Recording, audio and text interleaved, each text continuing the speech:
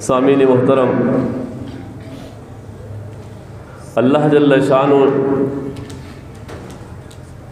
ने रोज़ों को हम पर फ़र्ज़ फरमाया।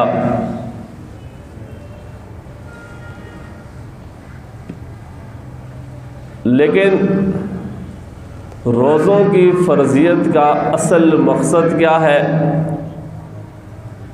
वो भी हमें बताया है। इसलिए कि अल्लाह जल्ल शानु किसी को भूखा प्यासा तो नहीं रखना चाहते। अगर अल्लाह जल्ल शानु ने चंद घंटों के लिए ये पाबंदी लगाई है कि आप खा नहीं सकते, आप पी नहीं सकते, अपनी जायज़ ख्वाहिशात को पूरा नहीं कर सकते, तो ये जो पाबंदी लगाई है इसी का नाम रोज़ा भी है। तो इस पाबंदी का ख़ास मकसद है, वो मकसद क्या है?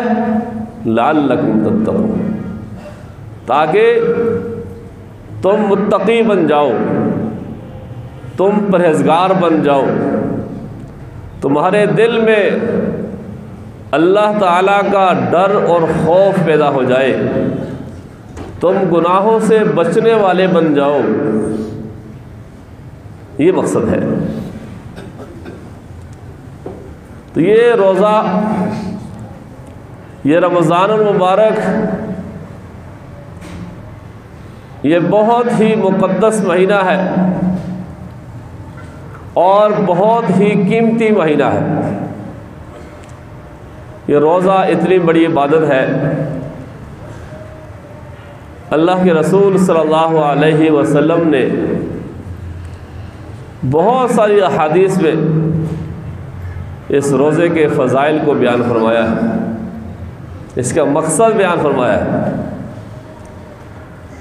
आप अलैहिस्सलाम ने फरमाया, मन साम रमज़ान ईमानन व इहतिसाबन गुफ़िर लहू मा तक़द्दम मिन ज़ंबिही।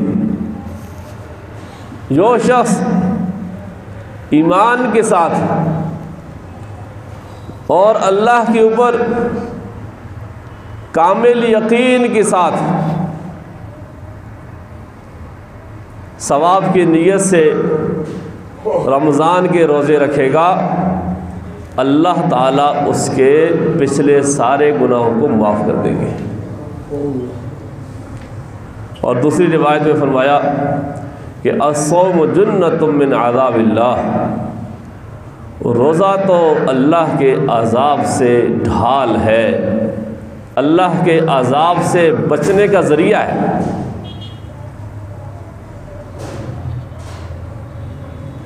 और एक रिवायत में फरमाया कि फ़ित्नतुर रजुल फ़ी अहलिही व मालिही व जारिही तुकफ़्फ़िरुहा सलातो व सियाम व सदक़ा। आदमी की आजमाइश होती है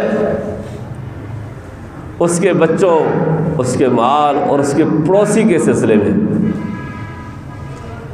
कि इंसान से कोताही हो जाती है, वो इनके हुकूक अदा नहीं कर सकता, औलाद के हुकूक अदा नहीं कर सकता, माल अल्लाह ने दिया उसके हुकूक अदा नहीं करता, पड़ोसी है उसके हुकूक अदा नहीं करता, आजमाइश है। तो फिर इसका कफ़ारा क्या है? तो फरमाया कि इन आजमाइशों का कफ़ारा वो नमाज है, वो रोज़ा है और सदका है। आदमी नमाज पढ़े, सदका दे, रोज़ा रखे, तो ये जो कोताही हो जाएगी तो मुमकिन है कि इसकी तलाफ़ी हो जाए। और इसके अंदर जो सबसे अहम बात यह है कि जब इंसान से कोताही होती है तो इंसान बेसब्रा होता है, जल्दबाज होता है। किसी की तरफ से कोई रिएक्शन हुआ, कोई ज़्यादती हुई तो फ़ौरन आगे से इंतकाम भी उतर आता है। जब वो रोज़ा रखेगा तो उसके अंदर सब्र का मादा पैदा हो जाएगा, और फिर वो किसी के साथ ज़्यादती नहीं करेगा। और फिर फरमाया कि वल्लदी नफ्स मुहम्मदिन बियदी, कसम है उस ज़ात की जिसके कब्ज़े कुदरत में मोहम्मद की जान है, लखलूफ़ फ़मिस क़ाइम अतयब इंदल्लाह यौमल क़ियामत मिन रिहिल मिस्क। फरमाया कि रोज़ेदार के मुँह की जो बू है, जो मैदे के खाली होने की वजह से पैदा होती है, वो अल्लाह के यहाँ कस्तूरी की खुशबू से ज़्यादा पाकीज़ा है, वो अल्लाह को ज़्यादा पसंद है।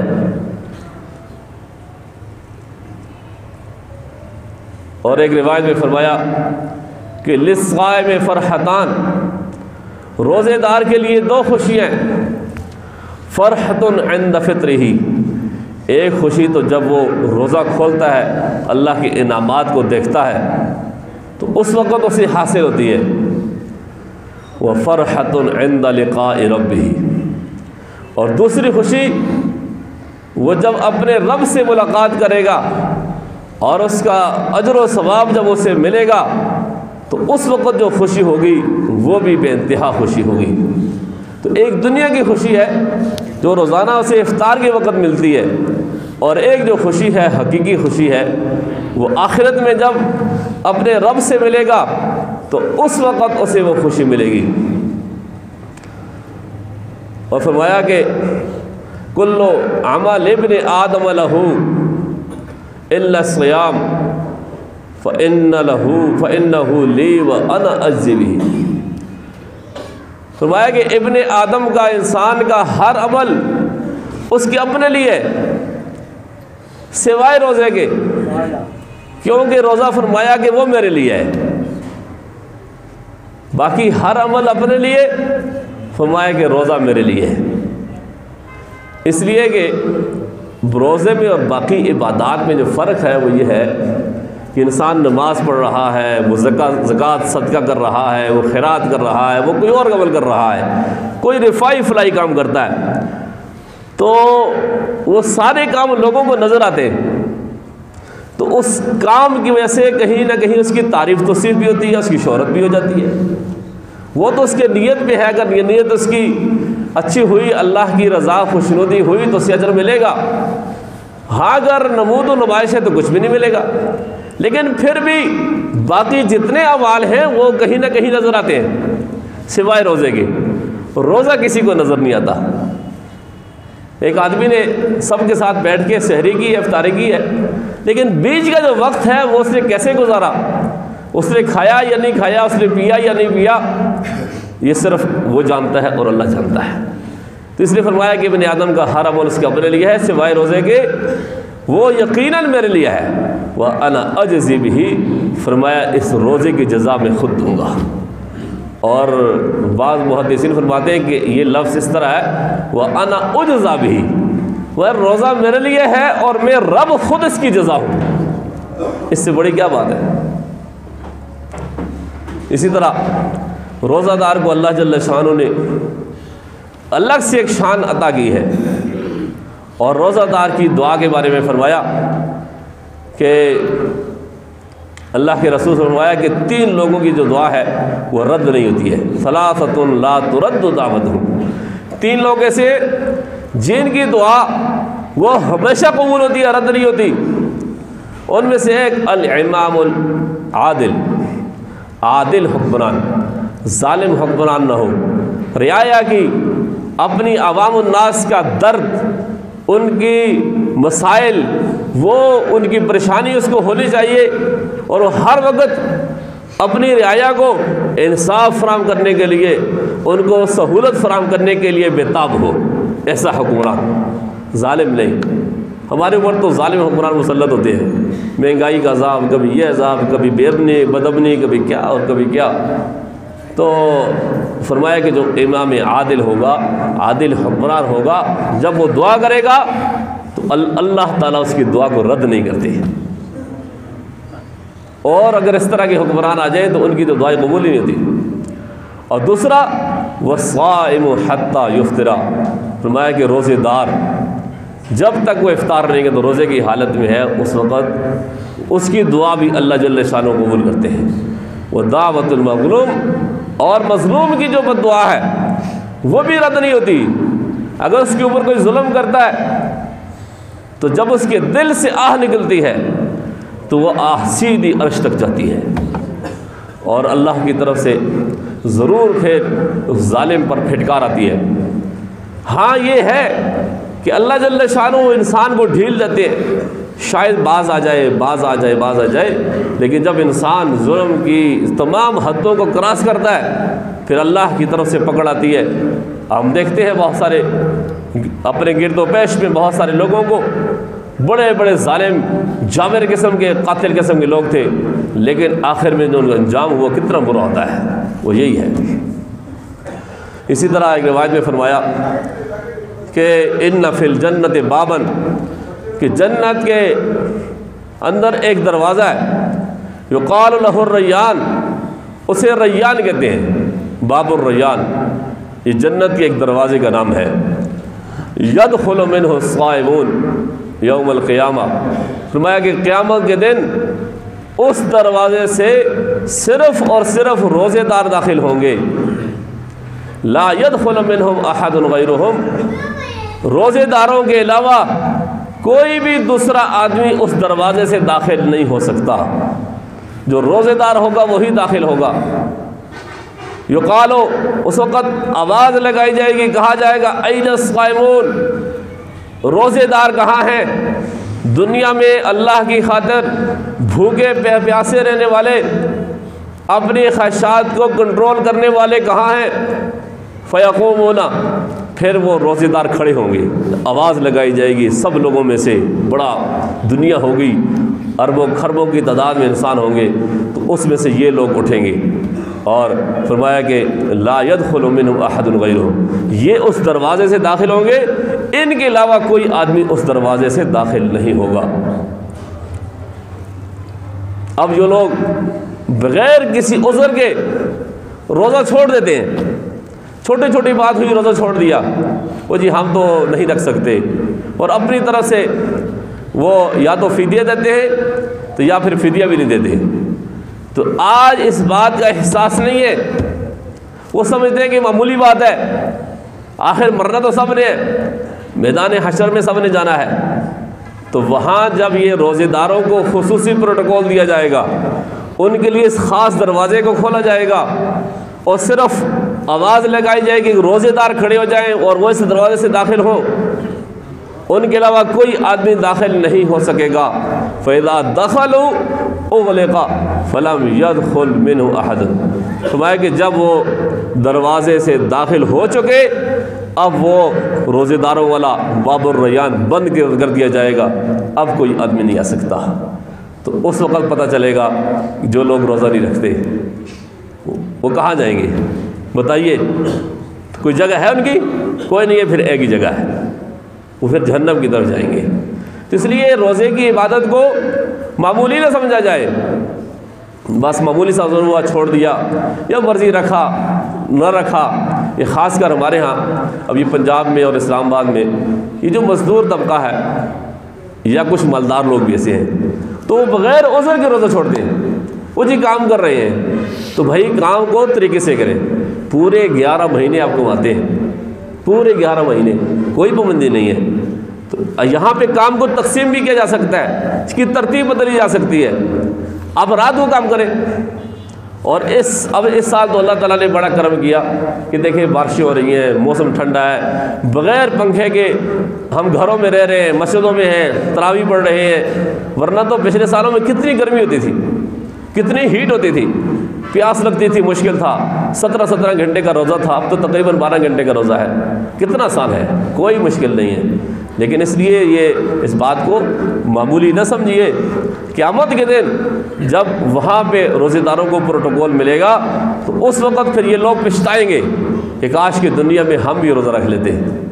इसलिए मेरे ख़ास कर ये जो लोग काम काज करते हैं, ये मज़दूर लोग और इस तरह के जो लोग हैं, वो बाज़ औक़ात, उनमें सब नहीं है लेकिन कुछ ऐसे साथी होते हैं वो रोज़ा छोड़ दें, तो उनको समझाना चाहिए, उनको बताना चाहिए कि आज ये थोड़ी सी भूख प्यास बर्दाश्त कर लें, क़यामत के दिन इंशाअल्लाह ताला अल्लाह ताला खुसूसी अपने इनामात से नवाजेगा, बाबुर रैयान से आपको दाखिला नसीब होगा। खुसूसी तौर पे नाम लेकर पुकारा जाएगा, आपको प्रोटोकॉल दिया जाएगा। ये इनामात अल्लाह जल्ल शानो ने रोज़ेदारों के लिए रखे हैं। और फिर रोज़ेदार कितना बड़ा आदमी होता है। अल्लाह के रसूल सल्लल्लाहु अलैहि वसल्लम ने फरमाया कि अस्सियाम वल कुरान यशफ़ाआन लिल अब्द, फरमाया कि सियाम और कुरान, रोज़ा और कुरान, ये दोनों बंदे की सिफारिश करेंगे। जिस आदमी ने रोज़ा रखा वो रोज़ा उसकी सिफारिश करेगा। जिस आदमी ने कुरान पढ़ा, कुरान को समझा और उसके मुताबिक अमल किया, ये कुरान उस बंदे की सिफारिश करेगा। यक़ूलु सियाम, रोज़ा कहेगा ऐ रब्बी इन्नी मनातु सियामा इन्नी मनातु त्वामा व शहवात बिन नहारे फशफ़्फ़िनी फ़ीहे। रोज़ा कहेगा ए मेरे रब, मैंने इस बंदे को दिन के वक़्त खाने पीने से और अपनी जिनसी ख्वाहिश को पूरा करने से रोक दिया था, बस तू इसके बारे में मेरी सिफारिश को कबूल फरमा।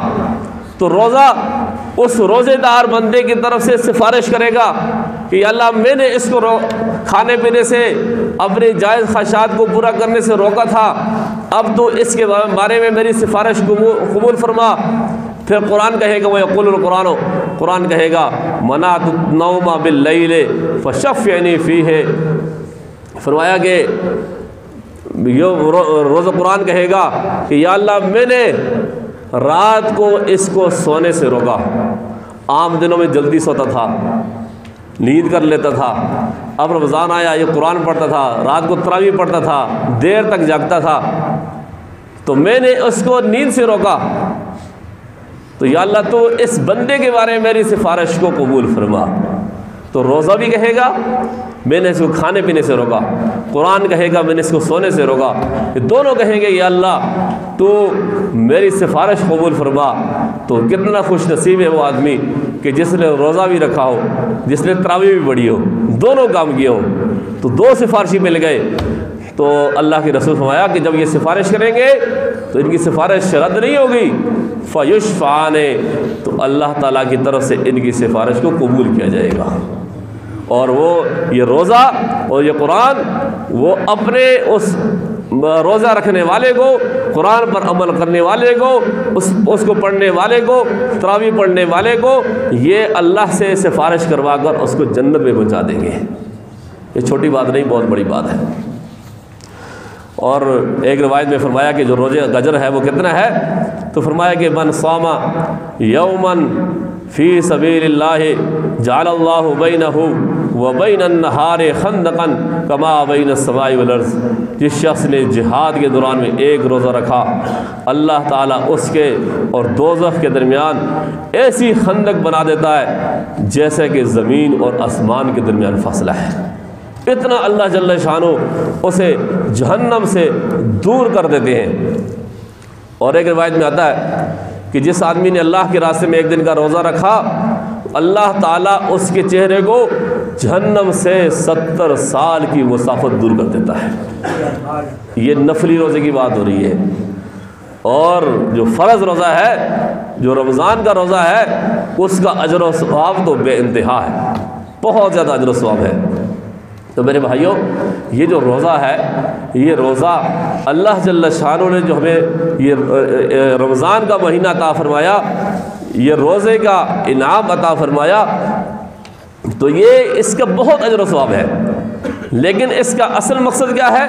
लअल्लकुम तत्तकून, ताकि तुम मुत्तकी बन जाओ, तुम परहेज़गार बन जाओ, तुम अल्लाह से डरने वाले बन जाओ, तुम गुनाहों से बचने वाले बन जाओ। ये असल मकसद है रोज़े का। लेकिन ये उस वक़्त हासिल होगा कि जब हम गुनाहों से बचें। अगर हम रोज़ा रख के उसी तरह ही अपनी रूटीन की ज़िंदगी गुजार रहे हैं जैसे हमने 11 महीने ज़िंदगी गुजारी है, जैसे 11 महीने गुनाहों में लथपथ थे या हमसे गुनाह सरज़द हो जाते थे, आज भी अगर हमारी रूटीन चेंज नहीं हुई तो फिर ये इनामात, ये अनवरात, ये बरक़ात फिर हमें हासिल नहीं हो सकते। इसलिए आप सल्लल्लाहु अलैहि वसल्लम ने फरमाया कि अस्सौम जुन्नतुन मा लम यखरिक़हा, फरमाया कि रोज़ा तो ढाल है। वो एक रिवायत जो मैंने शुरू में बयान की कि अस्सौम जुन्नतुम मिन अज़ाबिल्लाह, रोज़ा तो अल्लाह के अज़ाब से बचने की ढाल है, अल्लाह के अज़ाब से बचाव का ज़रिया है। और एक रिवायत में फरमाया कि अस्सौम जुन्नतुन मा लम यखरिक़हा बिकिज़्बिन औ ग़ीबतिन, रोज़ा ढाल है जब तक आदमी इस ढाल को झूठ बोलकर या ग़ीबत करके फाड़ न दे। यानी अगर उसने रोज़ा रखा तो ये रोज़ा उसको जहन्नम से बचाएगा, अल्लाह के अज़ाब से बचाएगा। शर्त यह है कि उसने रोज़े की हालत में गुनाह न किया हो, झूठ ना बोला हो, ग़ीबत ना की हो, ख़यानत न की हो, लड़ाई झगड़ा ना किया हो, किसी के साथ बदतमीज़ी ना की हो, किसी को मारा पीटा ना हो, तो उस वक़्त ये रोज़ा फिर इंसान के लिए ढाल है। अगर आदमी ने कर दिया तो ये ढाल फट गई। ढाल किसको कहते हैं? ढाल पहले ज़माने में चूँकि जंगें होती थी तीर तलवार के साथ, सामने से तीर मारे जाते थे, तो उस वक़्त फिर उनसे बचाव के लिए वो उसकी स्टील की लोहे की चादर सी होती थी, तो वो सामने रखते थे बचाव के लिए। आजकल ये हमारे पुलिस वालों के पास होती है, जब कहीं मुजाहरा होता है, कोई जुलूस निकलता है, तो पथराव से बचने के लिए पुलिस वाले आगे एक शील्ड सी करते हैं, वो आगे एक प्लेट सी होती है, ये ढाल है, तो वो आगे से उससे बचाते हैं, अपने आप को बचाव करते हैं। तो फरमाया कि ये रोज़ा ढाल है, ये तुम्हारे लिए बचाव का ज़रिया है, लेकिन शर्त यह है कि तुम रोज़े की हालत में गुनाह न करो। और फरमाया कि जो आदमी रोज़े की हालत में भी गुनाह से नहीं बचता, झूठ बोलता है, तो फरमाया कि मन लम यदा कौल ज़ूर वल अमल बिही, जिसने झूठी बात और उस पर अमल को न छोड़ा, फ़लैसा लिल्लाहि हाजतुन फ़ी अन यदा तआमहु शराबहु, तो अल्लाह ताला को उसके भूखे प्यासे रहने की कोई हाजत नहीं है। भाई रोज़ा रखा है, भूख प्यास बर्दाश्त की है, तो थोड़ी सी ज़ुबान को भी कंट्रोल कर लो। सिर्फ खाना पीना छोड़ने का नाम रोज़ा नहीं है। जो आदमी सिर्फ खाना पीना छोड़ता है, ज़ुबान को कंट्रोल नहीं करता, उसी तरह लोगों के साथ झगड़ता है, गालम गलौज करता है और झूठ बोलता है, ग़ीबत करता है, तो फरमाया कि ऐसे आदमी के भूखे प्यासे रहने की अल्लाह को कोई हाजत, कोई ज़रूरत नहीं है। और एक रिवायत में फरमाया कि रुब्बा स्वाइबिन लैसा मिन सियामिही इल्लल जू, बहुत से रोज़ेदार ऐसे होते हैं जिनको सिवाय भूख प्यास के कुछ भी हासिल नहीं होता। वो जो इनामात हैं अल्लाह की तरफ से, वो इनामात उनको हासिल नहीं होते, इसलिए कि उन्होंने रोज़ा तो रखा है, मुंह तो बांध दिया, लेकिन इस रोज़े के तकाज़ों को पूरा नहीं किया, इसके आदाब को पेश नज़र नहीं रखा। तो रोज़ा हो, अगर किसी आदमी के साथ कोई बदतमीज़ी कर जाता है, कोई लड़ाई झगड़े की नौबत आती है, तो अल्लाह के रसूल सल्लल्लाहु अलैहि वसल्लम ने भी इसका भी हल बताया। और एक रिवायत में फरमाया कि इज़ा काना यौम स्वाइमिन इज़ा काना यौम सौम अहदिकुम फ़ला यरफुस वला यसखब फ़इन साबहु अहदुन औ क़ातलहु फ़लयक़ुल इन्नी इम्रुन साइमुन। जब तुम में से कोई आदमी रोज़े से हो, किसी आदमी का रोज़ा हो, तो उसे बदकलामी फहशगोई नहीं करनी चाहिए, गालम गलौज नहीं करनी चाहिए, इस तरह की बातें ज़ुबान से नहीं निकालनी चाहिए, उसे शोर नहीं मचाना चाहिए, लोगों को तंग नहीं करना चाहिए। अगर कोई शख्स उसको गाली दे, अगर कोई आदमी रोज़ेदार के साथ लड़ना चाहे, तो फरमाया कि उसका जवाब ये हो कि भाई मेरा तो रोज़ा है। ये आपसे फरमाया कि आगे से आप लड़ाई न करें, आगे से इसको ये जवाब दे कि भाई मेरा रोज़ा है, मैं आपके साथ लड़ाई नहीं कर सकता, मैं आपकी गाली के जवाब नहीं दे सकता। तो कितना आसान सा हाल बता दिया। जब एक आदमी अगर किसी के साथ बदतमीज़ी करता है, लड़ाई झगड़ा करता है, अगला बंदा अगर आगे से ये जवाब देगा, तो फिर इंशाअल्लाह ताला ये लड़ाई बढ़ेगी नहीं। लेकिन अगर ये करेगा, आगे से इसने भी जवाब दिया, तो फिर ये बात बढ़ती जाएगी, फिर बात बढ़ती जाएगी। तो एक काम तो ये करना है कि रोज़े की हालत में इन सारे गुनाहों से बचना है, तब हमें ये सारे इनामात नसीब होंगे। झूठ नहीं बोलना, सब चीज़ें। दूसरी बात यह है कि ये जो रमज़ान का महीना है, ये रमज़ान, ये माह कुरान है, ये नुज़ूल कुरान का महीना है। अल्लाह ने फरमाया कि शहर रमज़ान अल्लज़ी उनज़िला फ़ीहिल क़ुरआन हुदल लिन्नास व बय्यिनातिम मिनल हुदा वल फ़ुरक़ान। रमज़ान का वो महीना है कि जिसमें अल्लाह जल्ल शानहू की तरफ से कुरान उतारा गया है जो लोगों के लिए सरासर हिदायत है। तो ये रमज़ान के महीने में अल्लाह जल्ल शानहू ने कुरान को उतारा, तो ये कुरान और रमज़ान ये दोनों इनको आपस में ख़ास ताल्लुक़ है। तो दूसरा काम ये करना है कि कुरान करीम की तिलावत करनी है।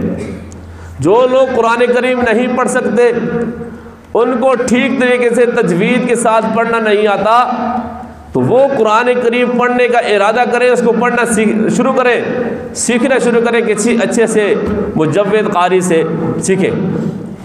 और जो कुरान करीम पढ़ना जानते हैं तो वो कुरान करीम का मुताला शुरू करें, उसका तर्जुमा, उसकी तफसीर पढ़ें।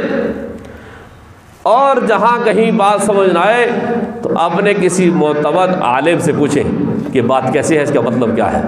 लेकिन ये कोशिश करें, मेहनत करें। जब कुरान करीम को इस तरह पढ़ेंगे तो फिर कुरान करीम की अहमियत दिल में बैठा पैदा होगी। इसलिए कि कुरान करीम कोई बरकत की किताब नहीं है। जैसा कि हमारे हिंदुस्तान में हम समझते हैं कि भाई ऊंची जगह रख देते हैं, दरवाजे के ऊपर रख देते हैं, या दुल्हन जब उसको डोली में डाला जाता है तो उस वक्त उसको उसके नीचे से गुजारते हैं। जब कोई बंदा मर जाता है तो उसकी चरपाई के साथ लेके जाते हैं और फिर घुमा के बस ख़त्म। कुरान पाक इसके लिए नहीं आया। कुरान पाक तो एक दस्तूर हयात है, एक निज़ाम ज़िंदगी है। इसलिए एक ममलकती निज़ाम इसके अंदर मौजूद है, पूरा रियासती निज़ाम इसके अंदर मौजूद है। लोगों को इस कायनात में रहने का रंग ढंग इसमें सिखाया है कि आपने ज़िंदगी कैसे गुजारनी है। अगर आप ताजिर हैं तो आप कैसे रहेंगे, अगर आप मजदूर हैं तो आप कैसे हैं, अगर आप हुक्मरान हैं तो आप कैसे रहेंगे। ये सारी चीज़ें इसमें हैं, मौजूद हैं। लेकिन अफसोस तो यह है कि हमें पता ही नहीं है। सब कुछ अल्लाह ने कुरान करीम में बयान किया।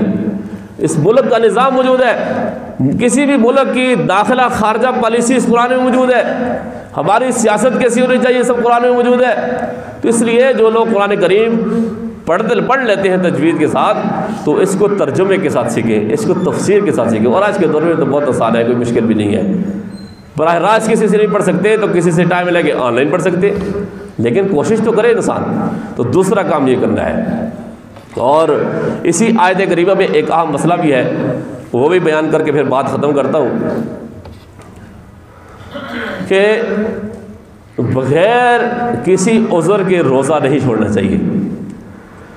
अल्लाह ने फरमाया कि फमन शाहिदा मिनकुम शहर फलयसुमहु। इसी से आगे के अल्फाज हैं, जिस आदमी को अल्लाह ने रमज़ान का महीना अता फरमाया वो उसे चाहिए कि उसका रोज़ा रखे। वमन काना मरीज़न औ अला सफ़रिन फ़इद्दतुम मिन अय्यामिन उख़र। हाँ, जो आदमी तुम में से बीमार है, इतना बीमार है कि उसको किसी माहिर दीनदार डॉक्टर ने कहा है कि आप रोज़ा न रखें, वो रोज़ा नहीं रख सकता। उस शर्त में दो शर्तें हैं। पहली शर्त क्या है कि वो माहिर डॉक्टर होना चाहिए। दूसरी शर्त क्या है कि वो दीनदार भी होना चाहिए, वो डॉक्टर खुद भी रोज़ा रखता हो। ऐसा नहीं है कि वो खुद ही रोज़ा नहीं रखता। तो ये दो शर्तें जिस इस तरह के किसी आदमी ने कहा हो तो फिर वो रोज़ा उसको छोड़ने की गुंजाइश है। या एक आदमी सफ़र की हालत में है, तो सफ़र में अल्लाह ने रुख़्सत दी है, लेकिन सफ़र से मुराद सफ़र शरई है। तकरीबन 78 किलोमीटर जिस आदमी ने सफ़र करना है या उससे ज़्यादा सफ़र करना है, तो उसको रोज़ा छोड़ने की इजाज़त है, गुंजाइश है। इसके अलावा किसी और आदमी को रोज़ा छोड़ने की गुंजाइश नहीं है। अब इस सूरत में भी अगर इस आदमी ने रोज़ा छोड़ा जो बीमार था या जो मुसाफिर था, और आजकल वैसे सफ़र भी मुश्किल नहीं है, आसान है, बेहतर तो यह है कि रोज़ा रखे, इसलिए कि इस वक्त जो अजर सवाब है वो रमज़ान के बाद क़ज़ा में नहीं है। लेकिन अगर मुश्किल है तो फिर छोड़ सकता है। लेकिन फिर क्या करना है, ये वो रोज़ा माफ़ नहीं हो गया, बीमारी की वजह से छोड़ा या सफ़र की वजह से छोड़ा। फ़इद्दतुम मिन अय्यामिन उख़र, अल्लाह ने फरमाया कि फिर रमज़ान के बाद दूसरे दिनों में इसकी क़ज़ा है।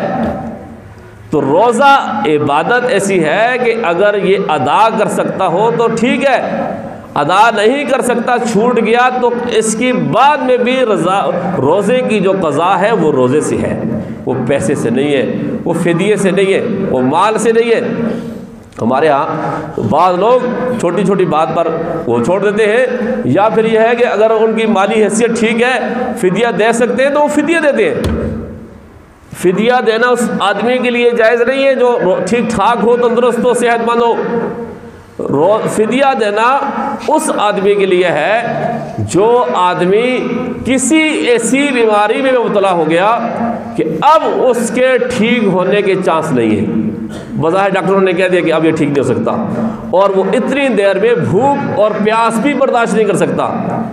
या फिर ऐसा बूढ़ा मर्द या बूढ़ी औरत जो बिस्तर के साथ लग गया है, जो ज़िंदगी के बिल्कुल आखिरी स्टेज पे है, अब उसके सेहत के बहाल होने की कोई उम्मीद नहीं है, तो उस आदमी के लिए फिर वो फ़िदिया देना जायज़ है। लेकिन एक आम आदमी वो ठीक ठाक है, अगर वो बीमार हो गया तो बीमारी भी अल्लाह की तरफ से है, तो जितने दिन का उससे रोज़ा छूट गया, 1 दिन का, 2 दिन का, 3 दिन का, 10 दिन का, 20 दिन का, तो बाद में वो फ़िदिया नहीं दे सकता, वो उन रोज़ों की क़ज़ा करेगा। इसलिए इस बात को ज़रा अच्छी तरह समझिए। और अगर आदमी ने रमज़ान में जानबूझ के रोज़ा छोड़ा, एक रोज़ा भी छोड़ दिया, तो इसके बाद पूरी ज़िंदगी भी अगर वो रोज़े रखे तो वो दर्जात वो हासिल नहीं कर सकता जो रमज़ान में उसने हासिल करने थे। तो बग़ैर ज़रूरत के, बग़ैर किसी वजह के अज़ ख़ुद फ़ैसला नहीं करना। अगर किसी को मसला हो तो सबसे पहले तो वो किसी अच्छे मुफ्ती के पास जाए जिसके ऊपर उसको एतमाद है, उससे जाके अपनी कंडीशन शेयर करे, बताए उसको, वो आपको बताएगा। अज़ खुद फैसला नहीं करना। आजकल लोग खुद ही फैसला करते हैं, खुद ही मुफ्ती बन जाते हैं, तो इसलिए ऐसा नहीं करना है। तो ये रोज़े के हवाले से ये चंद बातें थी जो फ़ज़ाइल थे अल्लाह के रसूल सल्लल्लाहु अलैहि वसल्लम ने, और ये जो मसला बड़ा अहम है, तो ये इन फ़ज़ाइल के इस्तेहज़ार के साथ अगर हम रोज़ा रखेंगे तो इंशाअल्लाह फिर अल्लाह ताला ने जो हमारे लिए इस रोज़े पर जो अजर व सवाब का वादा है और बाबुर रय्यान से दाखिले का वादा है, वो इंशाअल्लाह अल्लाह ताला हमें अता फ़रमाएंगे। अल्लाह ताला हमें समझकर अमल करने की तौफ़ीक़ नसीब फ़रमाए। व आख़िर दावाना अनिल हम्दुलिल्लाहि रब्बिल आलमीन।